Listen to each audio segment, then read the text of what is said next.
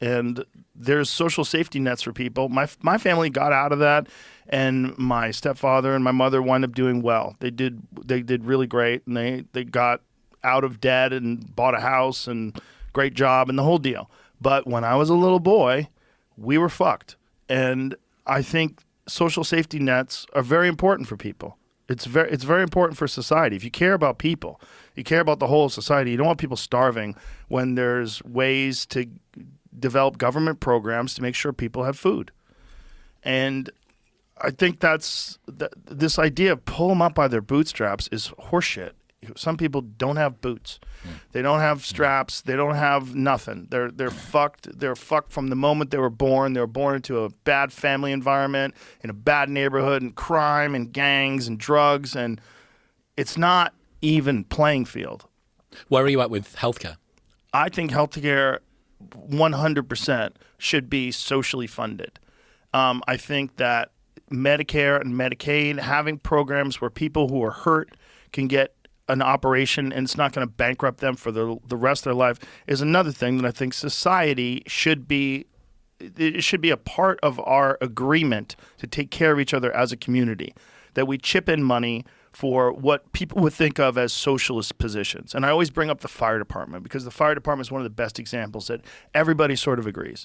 It's a socialist sort of thing.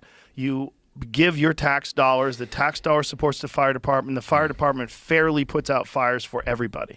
They don't not put out your fire if you don't have any money. Yeah. It's not like they don't, the fires don't. It's such a good example, but when you compare that to the way that medical access is done, at least in this country. But I also believe in competition. I've said this before, I'll say it again. I want my doctor to be a bad motherfucker who drives a Mercedes.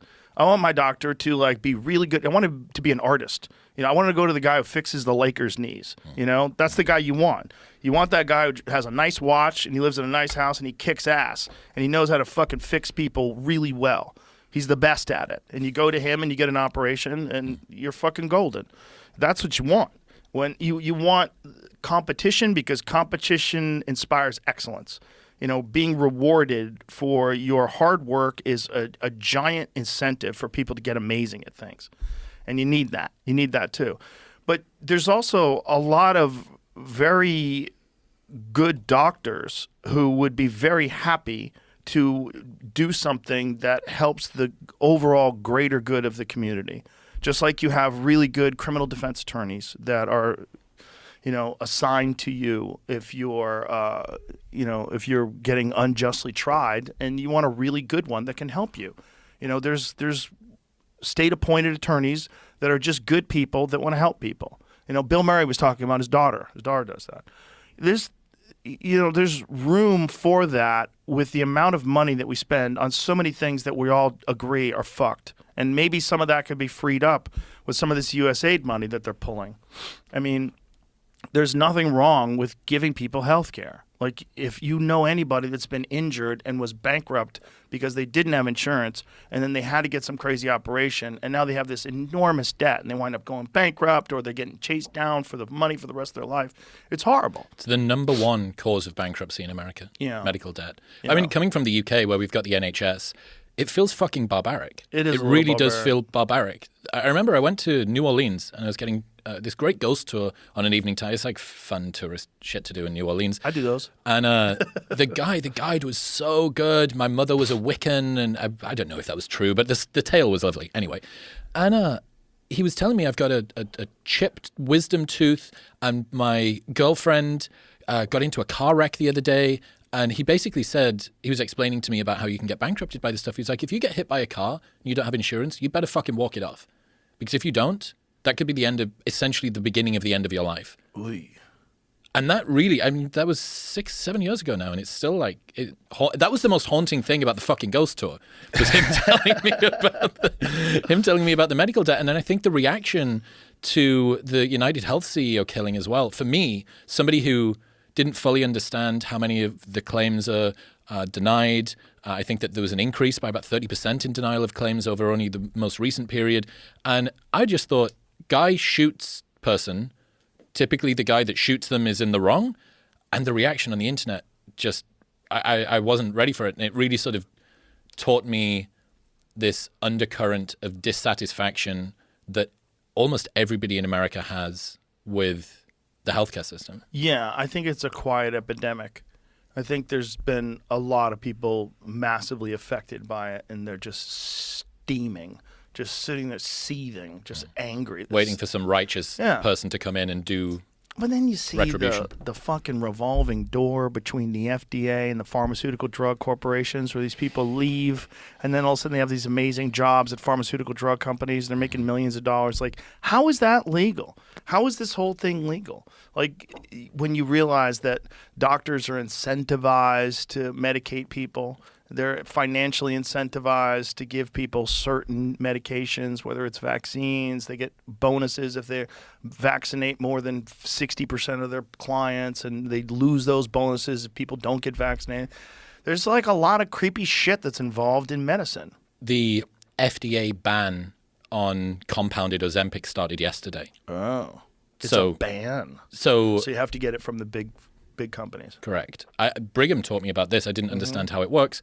If there's a shortage of a drug, compounding pharmacies are kind of allowed to just bypass patents in some way. It's like you can produce it and you can make it cheaper and more widely available because the supply chain's fucked or something like that. And yesterday, that would be a good thing for society. Well, to make more drugs more widely available for cheaper? If it's good, if it's a very important pharmaceutical drug that can save people's lives. Of course. Imagine not letting compound pharmacies make it for people that can't get it. Yeah, or can't afford it, or don't have the insurance for it. So yeah, I mean, that came into effect. I think tirzepatide got popped yesterday, and then partway through April, semaglutide is going to go as well. Yeah, that's all just eliminating competition, right? Mm-hmm. Well, we need to think, all of the people that are using these drugs, that are losing weight with them, whatever, we need to think about who the real sort of people suffering from this situation are, who are the stock owners of telehealth companies. If you own Hims or whatever, the stocks decline by a lot. But dude, I've been thinking so much about Ozempic recently, and I think the introduction of Ozempic proves how much of a scam the body positivity movement was all along. Mm-hmm. You look at the Golden Globes and all of the women that were supporting their bigger sisters, as soon as there was an easy route to being able to being able to become a skeleton, they look like this. Look like this guy here. They all get those sucked in cheeks and the eye sockets suck in. Yeah. It looks really creepy. It just shows how flimsy your principles are, that it was easier for you to say, I can't win this particular game, therefore the game is rigged.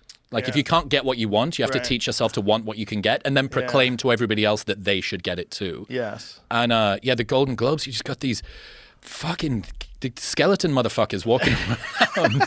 And I mean, women of Hollywood are now facing the same dilemma that dudes who go to the gym have had for decades, because it's pointless losing weight naturally. Why would you lose weight naturally? Because everybody's going to accuse you of having used Ozempic in any case. Same thing as a dude. If you gain weight as a guy and you get jacked, really jacked, if you really discipline yourself, multiple years, progressive overload, time under tension, hitting your protein goals, getting enough sleep, what your friends and the people of the internet will say is, yeah, dude, easy if you take Trenbolone. Right. And it's the exact same. So what is the incentive for anybody to lose weight naturally now? And apart from, I have some concerns about the drugs and the side effects and so on and so forth, socially, there is no incentive for you to lose weight naturally. Remember when Adele lost all that weight? I think I'm mad at her. In the before time, she did it in the before times, dude. Right, she did it hard. Yeah, she did it exactly. The hard way. Yeah, exactly. Extreme difficulty. Yeah. But yeah, now she's hot. Do you remember when she did that Jamaica thing? She came out and she had all of her hair done like this. Yeah. But there's this odd like Pascal's wager that you have to make where you think, I can either lose weight normally or without assistance, it's going to be more difficult and people are going to accuse me of using Ozempic in any case, or I can just take it and it'll be easier and they'll accuse me of it. Nothing changes. Yeah.